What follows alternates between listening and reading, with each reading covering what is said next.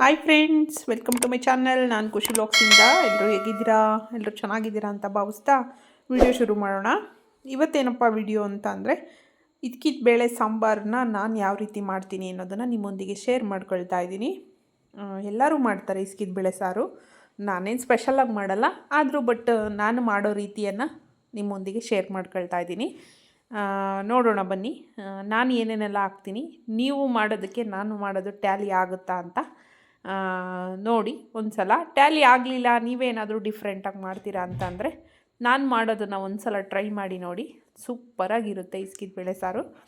ಬನ್ನಿ ವಿಡಿಯೋ ಹೋಗೋಣ. ನೋಡಿ, ಅವರೆಕಾಳನ್ನು ನೆನೆಯಕ್ಕಿಟ್ಟಿದ್ದೆ.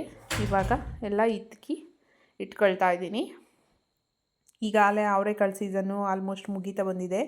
ಹಾಗಾಗಿ ಕಾಳುಗಳೆಲ್ಲ ಸ್ವಲ್ಪ ಕೂಳೆಕಾಳು ಅಂತ ಗೊತ್ತಿರುತ್ತೆ, ಲಾಸ್ಟಲ್ಲಿ ಸ್ವಲ್ಪ ಎಲ್ಲ ಕಪ್ಪಗಾಗಿರುತ್ತೆ. ಆ ಥರ ಆಗಿದ್ದಾವೆ ನೋಡಿ. ಇದು ಅಮ್ಮ ಊರಿಂದ ತಂದಿದ್ರು, ಅಲ್ಲೇ ಲಾಸ್ಟ್ನೇದು ಕಾಯಿದು. ಹಾಗಾಗಿ ಸ್ವಲ್ಪ ಕಪ್ಪಗಾಗಿತ್ತು, ಬಟ್ ಪರವಾಗಿಲ್ಲ. ನೋಡ್ಬಿಟ್ಟು ತೆಗ್ದು ನೋಡಿ, ಅದರಲ್ಲೆಲ್ಲ ಕಾಣ್ತಾ ಇದೆಯಲ್ಲ, ಅದನ್ನೆಲ್ಲ ಆರಿಸ್ಕೊಳ್ತಾ ಇದ್ದೀನಿ. ಕಪ್ಪಗಾಗಿರುತ್ತಲ್ವ, ಅರ್ಧ ಬೇಳೆ ಕಪ್ಪಾಗಿರುತ್ತೆ, ಅರ್ಧ ಬೇಳೆ ಚೆನ್ನಾಗಿರುತ್ತೆ. ಅದನ್ನೆಲ್ಲ ತೆಗ್ದಿಟ್ಟು ಚೆನ್ನಾಗಿರೋದನ್ನು ತೆಕ್ಕೊಳ್ತಾ ಇದ್ದೀನಿ ಇಸ್ಕಿದ ಬೇಳೆ ಸಾಂಬಾರಿಗೆ. ನಮ್ಮ ಮನೆಯಲ್ಲಿ ಇಸ್ಕಿದ ಬೇಳೆಗೆ ಮೊಟ್ಟೆ ಕೂಡ ಹಾಕಿ ಇಸ್ಕಿದ ಬೇಳೆ ಸಾಂಬಾರು ಮಾಡ್ಕೊಳ್ತೀವಿ. ಮಟನ್ ಕೂಡ ಹಾಕಿ ಇಸ್ಕಿದ ಬೇಳೆ ಸಾಂಬಾರು ಮಾಡ್ಕೊಳ್ತೀವಿ. ಮತ್ತು ಚಿಕನ್ ಕೂಡ, ನಾಟಿ ಕೋಳಿ ಮತ್ತು ಮಾಮೂಲಿ ಫಾರಮ್ ಕೋಳಿ ಬರುತ್ತೆ ಅಲ್ವಾ, ಅದು ಕೂಡ ಹಾಕಿ ಇಸ್ಕಿದ ಬೇಳೆನ ಹಾಕಿ ಸಾಂಬಾರು ಮಾಡ್ತೀವಿ. ತುಂಬಾ ಟೇಸ್ಟಿಯಾಗಿರುತ್ತೆ. ಬನ್ನಿ ನೋಡಿ, ಕೊತ್ತಂಬರಿ ಬೇಕಿತ್ತು ನನಗೆ ಸಾಂಬಾರಿಗೆ. ಹಾಗೆ ನಿಮ್ಮೊಟ್ಟಿಗೆ ಶೇರ್ ಕೂಡ ಮಾಡ್ದಂಗೆ ಆಗುತ್ತೆ ಅಂತ ನಾನು ಹಾಕಿರೋ ಅಂಥ ಕೊತ್ತಂಬರಿ ಎಷ್ಟು ಚೆನ್ನಾಗಿ ಬಂದಿದೆ ನನ್ನ ಗಾರ್ಡನಲ್ಲಿ ಅಂತಂದರೆ ನಿಜ, ಅದು ಕೀಳಲಿಕ್ಕೆ ಮನಸ್ಸು ಬರಲ್ಲ, ಅಷ್ಟು ಚೆನ್ನಾಗಿದೆ. ನೋಡೋಕ್ಕೆ ಒಂಥರ ಖುಷಿ ಆಗುತ್ತೆ. ನಾವು ಬೆಳೆಯೋದ್ರಲ್ಲಿ ನಮಗೆ ಏನೋ ಒಂಥರ ತೃಪ್ತಿ, ಏನೋ ಒಂಥರ ಖುಷಿ. ಅದನ್ನು ಇನ್ನೊಬ್ರಿಗೆ ಕೊಡೋದ್ರಲ್ಲಿ ಇನ್ನೂ ಖುಷಿ. ನಾನಂತೂ ಎಷ್ಟು ಜನಕ್ಕೆ ಟೊಮೊಟೊ ನಮ್ಮ ಗಾರ್ಡನಲ್ಲಿ ಏನೇನು ಬೆಳೆದಿದ್ದೀನಿ ಅದನ್ನೆಲ್ಲ ಕೊಟ್ಟಿದ್ದೀನಿ. ತುಂಬ ಇಷ್ಟಪಡ್ತಾರೆ ಎಲ್ಲ. ನೋಡಿ, ಕೊತ್ತಂಬರಿ ಸ್ವಲ್ಪ ಆಲೆ ಹೂವು ಆಗ್ತಾಯಿದೆ ನೋಡಿ, ಎಷ್ಟು ಚೆನ್ನಾಗಿದೆ.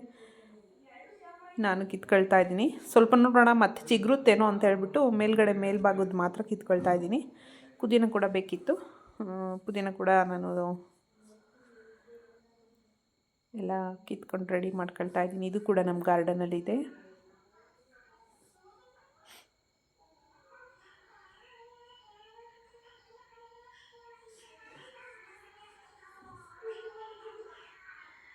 ನೋಡಿ, ಪುದೀನ ಎಷ್ಟು ಚೆನ್ನಾಗಿ ಬಂದಿದೆ ಅಂದರೆ ಗಾರ್ಡನಲ್ಲಿ ತುಂಬ ಚೆನ್ನಾಗಿ ಬಂದಿದೆ ಪುದೀನ ಕೂಡ.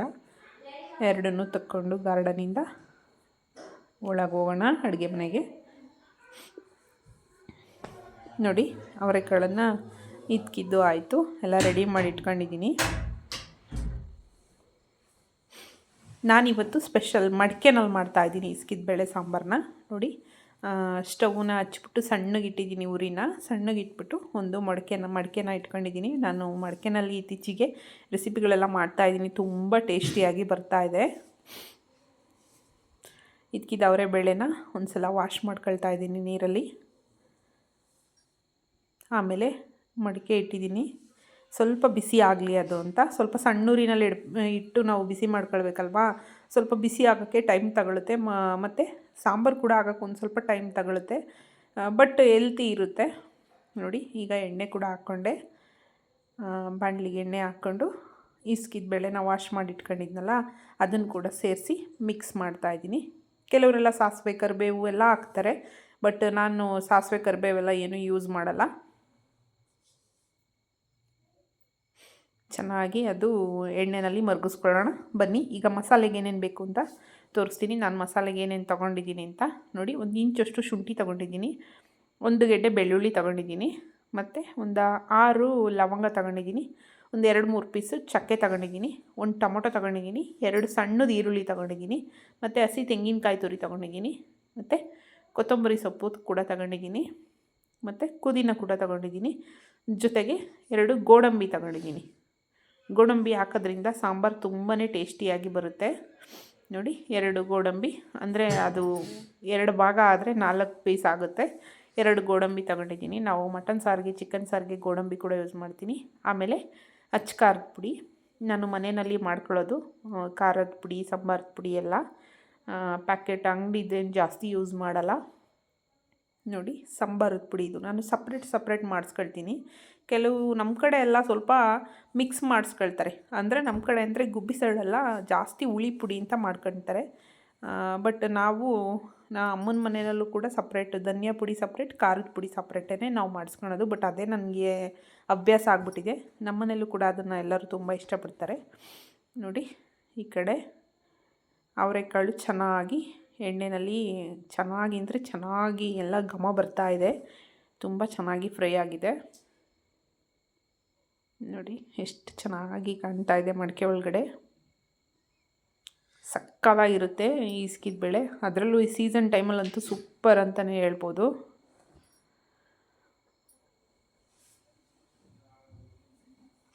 ನೋಡಿ ಈಗ ಒಂದು ಮಿಕ್ಸಿ ಜಾರಿಗೆ ನಾನು ತೋರಿಸಿದಂಥ ಎಲ್ಲ ಐಟಮ್ಗಳನ್ನು ಕೂಡ ಸೇರಿಸ್ಕೊಳ್ತಾ ಇದ್ದೀನಿ.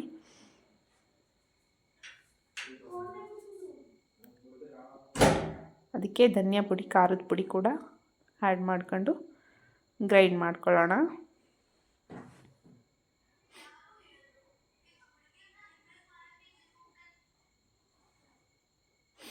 ಗ್ರೈಂಡ್ ಮಾಡ್ಕೊಳ್ತೀನಿ. ನೋಡಿ ಚೆನ್ನಾಗಿ ನುಣ್ಣಗೆ ಮಾಡ್ಕೊಂಡು ಈಗ ಅವರೆಬೇಳೆ ಕೂಡ ಚೆನ್ನಾಗಿ ಫ್ರೈ ಆಗಿದೆ. ಅದಕ್ಕೆ ಮಸಾಲೆನ ಸೇರಿಸ್ಕೊಳ್ತೀನಿ.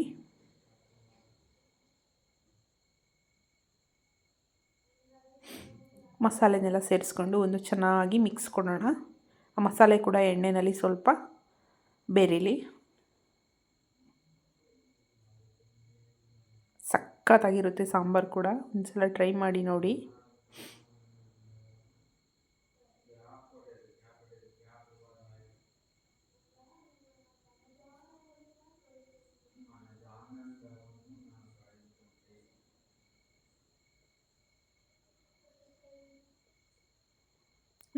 ನೀರು ಕೂಡ ಸೇರಿಸಿದ್ದೀನಿ, ಅದು ವಿಡಿಯೋಗೆ ಸ್ಕಿಪ್ ಆಗಿದೆ.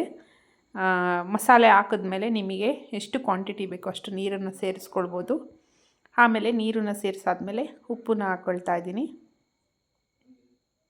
ಉಪ್ಪು ಎಷ್ಟು ರುಚಿಗೆ ತಕ್ಕಷ್ಟು ನೋಡಿ ಹಾಕ್ಕೊಳ್ಳಿ. ಇಸ್ಕಿದ ಬೇಳೆನೆಲ್ಲ ಕುಕ್ಕರ್ಗೆ ಹಾಕಬಾರ್ದು. ಕುಕ್ಕರ್ಗೆ ಹಾಕಿದ್ರೆ ಒಂದು ಕಾಳು ತಿನ್ನಲಿಕ್ಕೆ ಸಿಗಲ್ಲ. ಈ ಥರ ಮಾಡ್ಕೊಂಡ್ರೆ ಏನು ಮಡಿಕೆನಲ್ಲೇ ಮಾಡಬೇಕಂತ ನಾನು ಹೇಳ್ತಿಲ್ಲ. ಅವರವ್ರಿಗೆ ಅನುಗುಣವಾಗಿ ಮಾಮೂಲಿ ಪಾತ್ರೆಗಳಲ್ಲಿ ಕೂಡ ಮಾಡ್ಕೊಳ್ಬೋದು.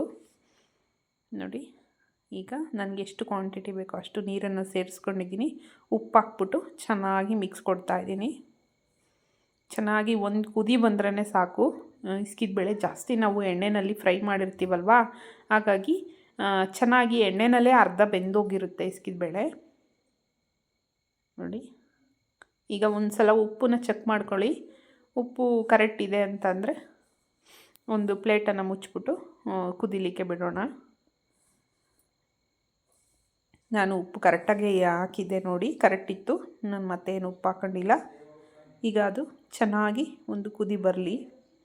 ನೋಡಿ ಆಮೇಲೆ ಇದು ಕುದಿ ಬಂದಿರೋದನ್ನ ವಿಡಿಯೋ ತೊಗೊಂಡಿದ್ದೀನಿ. ನೋಡಿ ಎಷ್ಟು ಚೆನ್ನಾಗಿ ಸಣ್ಣ ಊರಿನಲ್ಲೇ ಒಂದು 10 ಮಿನಿಟ್ಸಿಗೆಲ್ಲ ಎಷ್ಟು ಚೆನ್ನಾಗಿ ಕುದೀತಾ ಇದೆ.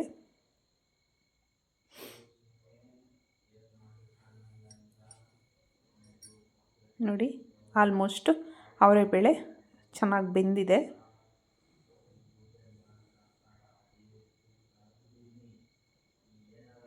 ಸಖತ್ತಾಗಿತ್ತು ಇಸ್ಕಿದ ಬೇಳೆ ಸಾಂಬಾರು. ಇದಕ್ಕೇ ಇದನ್ನು ಮಾಮೂಲಿ ಈ ಮಸಾಲೆಗೆ ಈ ಥರ ಮಾಡ್ಕೊಂಡಾದ್ಮೇಲೆ ಮೊಟ್ಟೆನ ಒಡೆದ್ಬಿಟ್ಟು ಇದಕ್ಕೆ ಬಿಟ್ಟು ಮೊಟ್ಟೆ ಮತ್ತು ಇಸ್ಕಿದ ಬೇಳೆ ಸಾಂಬಾರು ಕೂಡ ಮಾಡ್ತಾರೆ. ಅದು ಕೂಡ ತುಂಬ ಟೇಸ್ಟಿಯಾಗಿರುತ್ತೆ. ಅದರಲ್ಲೂ ಮಟನ್ ಸಾರಿಗೆ ಹಾಕಿದ್ರಂತೂ ಸಖತ್ತಾಗಿರುತ್ತೆ. ಒಂದು ಸಲ ಟ್ರೈ ಮಾಡಿ ನೋಡಿ. ನೋಡಿ ಪಕ್ಕದಲ್ಲಿ ಮುದ್ದೆಗೆ ಕೂಡ ಇಟ್ಕೊಂಡಿದ್ದೆ. ಒಂದು 3 ಮೆಂಬರ್ಸು ಕೆಲ್ಸಕ್ಕೆ ಬಂದಿದ್ದರು, ಅವರಿಗೂ ಕೂಡ ಅಡುಗೆ ಮಾಡಬೇಕಿತ್ತು. ನಾವು ಜಾಸ್ತಿ ಊಟ ಮಾಡೋದು. ನಮ್ಮ ಕಡೆ ಎಲ್ಲ ಮುದ್ದೆ, ರಾಗಿ ಮುದ್ದೆನೇ ಜಾಸ್ತಿ ಊಟ ಮಾಡ್ತಾರೆ ಎಲ್ಲ. ಹಾಗಾಗಿ ಮುದ್ದೆ ಕೂಡ ಒಂದು ಕಡೆ ಮುದ್ದೆಗೆ ಇಟ್ಕೊಂಡಿದ್ದೆ, ಒಂದು ಕಡೆ ಸಾಂಬಾರು ಆಯಿತು. ರೈಸ್ ಮುಂಚೆನೇ ಮಾಡಿಟ್ಕೊಂಡಿದ್ದೆ. ನೋಡಿ ಮುದ್ದೆನ ನಾವು ಈ ರೀತಿಯೇ ತಿರುಕೊಳ್ಳೋದು. ಜಾಸ್ತಿ ಜನ ಆಳುಗಳಿದ್ದಾಗ ಇಷ್ಟು ಚಿಕ್ಕ ತಪ್ಪಲೆನಲ್ಲಿ ಮಾಡ್ಕೊಳ್ಳಲ್ಲ. ಒಂದು 6 ಮೆಂಬರ್ಸ್ ಆಲ್ಮೋಸ್ಟು ಈ ತಪ್ಪಲೆನಲ್ಲಿ ಮಾಡ್ತಿದ್ದೀನಲ್ವ ನಾನು ಮುದ್ದೆನ, ಅದರಲ್ಲಿ ಒಂದು 8 ಮುದ್ದೆನಾದರೂ ಆಗುತ್ತೆ. ತುಂಬ ಒಳ್ಳೆಯದು ಆರೋಗ್ಯಕ್ಕೆ. ಮುದ್ದೆ, ರಾಗಿ ಮುದ್ದೆ ಊಟ ಮಾಡೋದ್ರಿಂದ. ನಾವು ಮಧ್ಯಾಹ್ನ ಒಂದು ಟೈಮ್ ಮುದ್ದೆ ತೊಗೊಂಡ್ರೆ ನೈಟು 10 ಗಂಟೆ ಆದ್ರೂ ಹಶ್ವೇ ಆಗಿರಲ್ಲ. ಕೆಲವರೆಲ್ಲ ಹಳ್ಳಿಗಳಲ್ಲೆಲ್ಲ ಏನು ಮಾಡ್ತಾರೆ ಗೊತ್ತಾ, ನಮ್ಮ ಕಡೆ ಎಲ್ಲ, ನಮ್ಮ ಅಮ್ಮನ ಮನೆ ಕಡೆ ಹಳ್ಳಿನಲ್ಲಿ ಏನು ಮಾಡ್ತಾರೆ ಅಂದರೆ ಬೆಳಗ್ಗೆನೆ ಅವರು ಯಾವುದೇ ರೀತಿ ಟಿಫನ್ ತಗೊಳ್ಳಲ್ಲ. ಹೊಲಕ್ಕೆ ಹೋಗಿ ಕೆಲಸ ಮಾಡ್ತಾರಲ್ವ, ಅವರೆಲ್ಲ ಹೊಲಕ್ಕೆ ಹೋಗಿ ಕೆಲಸ ಮಾಡೋದ್ರಿಂದ ಈಗ ಏನಪ್ಪ ಅಂತಂದರೆ ಉಪ್ಪಿಟ್ಟು, ಚಿತ್ರಾನ್ನ ಇವೆಲ್ಲ ಅವರು ಏನೂ ತಿನ್ನಲ್ಲ. ಒಂದೇ ಸಲ ಬಿಸಿ ಬಿಸಿ ರಾಗಿ ಮುದ್ದೆ ಮಾಡಿಸ್ಕೊಂಡು ಏನಾದರೂ ಬಸ್ಸಾರು, ಮೊಸಪ್ಪು ಈ ಥರದ್ದು ಏನಾದರೂ ಒಂದು ಸಾಂಬಾರಲ್ಲಿ ಮುದ್ದೆ ಊಟ ಮಾಡಿ ಹೋಗಿ ಅವ್ರು ಕೆಲಸ ಮಾಡೋಕ್ಕೆ ನಿಂತ್ಕೊಂಡ್ರೆ ಅವರು ಮಧ್ಯಾಹ್ನದ ಊಟ ಕೂಡ ಕೇಳಲ್ಲ. 2 ಊಟ ತಗೊಳ್ಳೋದು. ಒಂದು 10:30ಗೆ ಒಂದೇ ಸಲ ಊಟ ಮಾಡ್ತಾರೆ, ಮತ್ತು ರಾತ್ರಿ ಊಟ ಅಷ್ಟೇ. ಅದಕ್ಕೆ ಅವರು ಎಷ್ಟು ಹೆಲ್ತಿಯಾಗಿರ್ತಾರೆ. ನಾವು ಏನಿಲ್ಲ, ದಿನಕ್ಕೆ 5-6 ಸರಿ ಅಂದರೆ ನಾವೇನು ತಿನ್ನಲ್ಲ. ನಾವು ಸುಮ್ಮನೆ ಹೇಳ್ತಿದ್ದೀನಿ, ಈಗಿನ ಜನ್ರೇಷನ್ ಯಾವ ರೀತಿ ಇದೆ ಅಂದರೆ ಮಾರ್ನಿಂಗ್ ಏನಾದರೂ ಸ್ನ್ಯಾಕ್ಸು, ಮತ್ತು ಬ್ರೇಕ್ಫಾಸ್ಟು, ಮತ್ತು ಏನು ಆಫ್ಟರ್ನೂನ್ ಏನಾದರೂ ಸ್ನ್ಯಾಕ್ಸು, ಮತ್ತು ಲಂಚು, ಮತ್ತು ಸಂಜೆ ಈವ್ನಿಂಗ್ ಸ್ನ್ಯಾಕ್ಸು, ಮತ್ತು ಡಿನ್ನರ್ ಆದಮೇಲೆ ಮತ್ತೆ ಒಂದು ಲೋಟ ಹಾಲು ಕುಡಿದ್ಬಿಟ್ಟು ಮಲಿಕೊಂಡು ಬರಬಾರ್ದು ಫ್ಯಾಟ್ ಬಂದು ಕೂತಿದೆ ಇವತ್ತಿನ ಕಾಲದ ಜನ್ರೇಷನ್ಗೆ. ನೋಡಿ, ನಾನು ಚಪಾತಿ ಮಣೆ ಏನೂ ಯೂಸ್ ಮಾಡಲ್ಲ. ನಾನು ಇಲ್ಲಿ ಶೆಲ್ಫ್ ಮೇಲೇ ನೀಟಾಗಿ ತೊಳ್ಕೊಂಡಿರ್ತೀನಿ. ನೀಟಾಗಿ ತೊಳೆದ್ಬಿಟ್ಟು, ಅದು ಜಾಸ್ತಿ ಮುದ್ದೆಗಳಿರುತ್ತಲ್ವ, ಚಪಾತಿ ಮಣೆ ಎಲ್ಲ ಇಟ್ಕೊಂಡು ಮಾಡಲಿಕ್ಕಾಗಲ್ಲ. ಹಾಗಾಗಿ ನಾನು ಇಲ್ಲೇ ಕಟ್ಕೊಳ್ಳೋದು. ನಮ್ಮ ಮನೇಲಿ ನಾನು ಇಬ್ಬರಿಗೆ ಮುದ್ದೆ ಮಾಡ್ಕೊಂಡ್ರು ಕೂಡ, ನಮ್ಮ ಮನೆಯವರು ನಾನು ಇಬ್ಬರಿಗೆ ಮುದ್ದೆ ಮಾಡ್ಕೊಂಡ್ರು ಕೂಡ ನಾನು ಇಲ್ಲೇ ಕಟ್ಕೊಳ್ಳೋದು. ತುಂಬ ನೈಸಾಗಿರುತ್ತೆ, ಕಟ್ಲಿಕ್ಕೂ ಫ್ರೀಯಾಗಿರುತ್ತೆ. ಅಗಲ ಜಾಸ್ತಿ ಇದೆ ಅಲ್ವಾ, ಮುದ್ದೆ ಸಿಕ್ಕಾಬಟ್ಟೆ ಬಿಸಿ ಇರುತ್ತೆ, ಕೈ ಸುಡ್ತಾ ಇರುತ್ತೆ. ಹಾಗಾಗಿ ನಾನು ಇಲ್ಲಿ ನೀಟಾಗಿ ವಾಶ್ ಮಾಡ್ಕೊಂಡಿರ್ತೀನಿ. ವಾಶ್ ಮಾಡ್ಕೊಂಡು ನಾನು ಅಲ್ಲೇ ಕಟ್ಟೋದು. ನೋಡಿ, ಮುದ್ದೆ ಕೂಡ ಕಟ್ಟಿದ್ದಾಯಿತು. ಸಾಂಬಾರು ಕೂಡ ರೆಡಿಯಾಗಿದೆ. ಒಂದು ಕಡೆ ತುಂಬ ಬಿಸಿ ಇತ್ತು, ನಾನು ತೆಕ್ಕೊಳ್ಳೋಕೆ ಹೋಗ್ತಿದ್ದೆ ಮುದ್ದೆನ. ತುಂಬ ಅಂದರೆ ತುಂಬ ಬಿಸಿ ಇತ್ತು. ನೋಡಿ, ಈ ಕಡೆ ಸಾಂಬಾರು ಕೂಡ ರೆಡಿಯಾಗಿದೆ. ಸ್ಟವ್ ಆಫ್ ಮಾಡಿದ್ದೆ. ಮಡಿಕೆನಲ್ಲಿ ಮಾಡಿದ್ರೆ ತುಂಬ ಅಂದರೆ ತುಂಬ ಬಿಸಿ ಇರುತ್ತೆ. ನೋಡಿ, ಇದನ್ನು ನಾನು ಸೌಟಲ್ಲಿ ಸರ್ವ್ ಮಾಡ್ಕೊಳ್ತಾ ಇದ್ದೀನಿ ಮುದ್ದೆ ಜೊತೆ. ತುಂಬ ಅಂದರೆ ತುಂಬ ಟೇಸ್ಟಿಯಾಗಿರುತ್ತೆ. ನೀವು ಒಂದು ಸಲ ಟ್ರೈ ಮಾಡಿ ನೋಡಿ ಹೇಗೆ ಬಂತು. ನಾನು ಮಾಡಿದ್ದು ಇಸ್ಕಿದ ಬೇಳೆ ಸಾರು ಅಂತ ಕಮೆಂಟ್ ಸೆಕ್ಷನಲ್ಲಿ ಕಮೆಂಟ್ ಮಾಡಿ. ವೀಡಿಯೋಸ್ ಇಷ್ಟ ಆಯಿತು ಅಂತ ಭಾವಿಸ್ತೀನಿ. ಯಾರಾದರೂ ಹೊಸಬರು ನನ್ನ ಚಾನಲನ್ನು ನೋಡ್ತಾ ಇದ್ದರೆ ಮರೀದಲ್ಲೇ ಸಬ್ಸ್ಕ್ರೈಬ್ ಮಾಡ್ಕೊಂಡು ವಿಡಿಯೋನ ನೋಡಿ. ಸಬ್ಸ್ಕ್ರೈಬ್ ಮಾಡಿದ್ಮೇಲೆ ಬೆಲ್ ಐಕನ್ ಮೇಲೆ ಕ್ಲಿಕ್ ಮಾಡಿ, ಅಲ್ಲಿ ಹಾಲನ್ನು ಆಪ್ಷನನ್ನು ಸೆಲೆಕ್ಷನ್ ಮಾಡಿ. ನಾನು ಹಾಕೋಂಥ ವಿಡಿಯೋ ನೋಟಿಫಿಕೇಷನ್ ಮೊದಲು ನಿಮಗೆ ಬರುತ್ತೆ. ಆಗ ನನ್ನ ವಿಡಿಯೋನ ಫಸ್ಟು ನೀವು ನೋಡ್ಬೋದು. ನೋಡಿ, ನನ್ನ ಇಸ್ಕಿದ ಬೇಳೆ ಸಾಂಬಾರು, ರಾಗಿ ಮುದ್ದೆ ಈ ರೀತಿ ಇತ್ತು. ನಿಮಗೂ ಕೂಡ ಎಲ್ಲ ಇಷ್ಟ ಆಯಿತು ಅಂತ ಭಾವಿಸ್ತೀನಿ. ನೆಕ್ಸ್ಟ್ ವಿಡಿಯೋದಲ್ಲಿ ಸಿಗ್ತೀನಿ. ಬಾಯ್.